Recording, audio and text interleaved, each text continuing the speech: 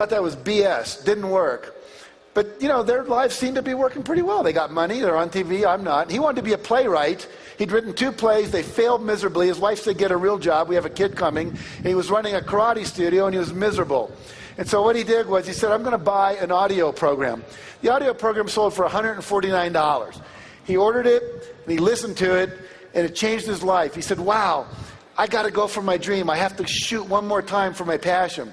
So he quit his job as the karate studio, and he said, I'm going to write one more screenplay or one more play. He wrote a screenplay, and it was about a movie, kind of James Bond, you know, Russians versus Americans. He took it to California, and the day he went there, the Berlin Wall fell, and everyone said, we just don't want a Cold War movie anymore for a while because the Berlin Wall just fell down, context isn't right.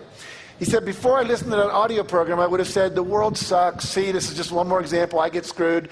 He said, but the truth is, I realized I had just made a decision where I picked a topic that wasn't timeless, and then I said, okay, what's a timeless topic that nothing that changes in the world can change it? And he said, love, love, love. Everyone loves love. Doesn't matter what happens in the world about love. Then he said, what's the typical love story? Boy meets girl, there's some problem. You know, Romeo and Juliet, 2 different warring families, can't get together.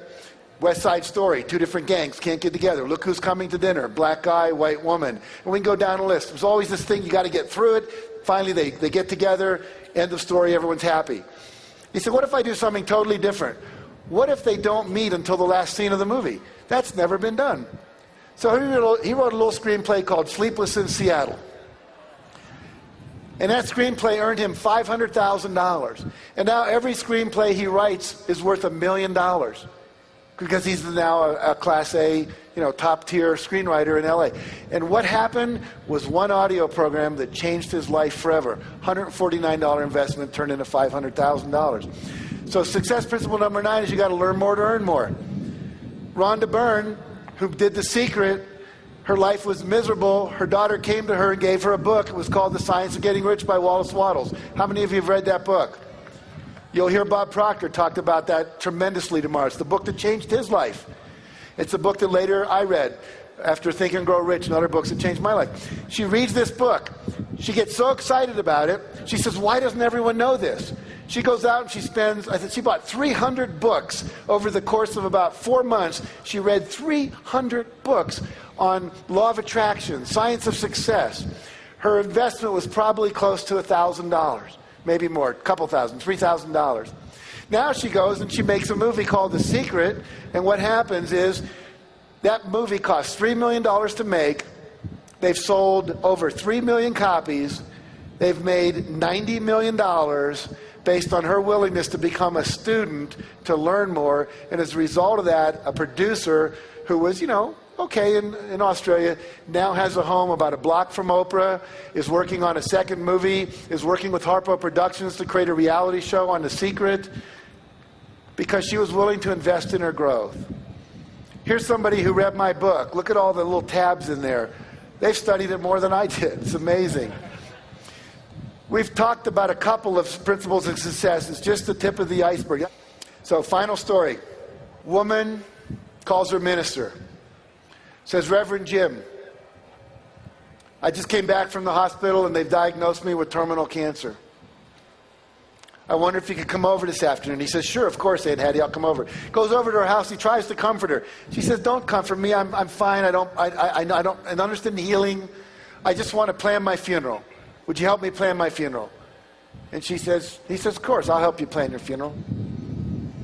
She says, I want to be buried in this dress. I want this hymn sung. I want these kind of flowers. I want a memory card that you give to all the people that came. I want my picture on it. This is my favorite poem. I'd like that on it. And she went on all the things she wanted. And then she said, I want to be buried with my family Bible in my left hand and a fork in my right hand. And he says, well, I understand the Bible, and Hattie, you're a very religious person, but why the fork? He says, whenever we have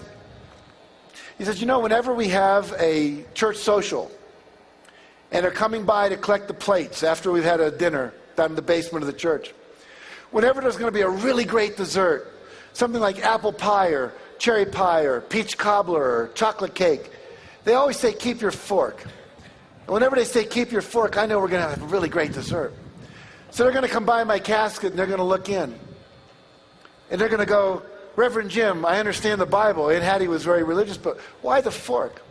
Just look him in the eye and say, Aunt Hattie knew the best was still yet to come.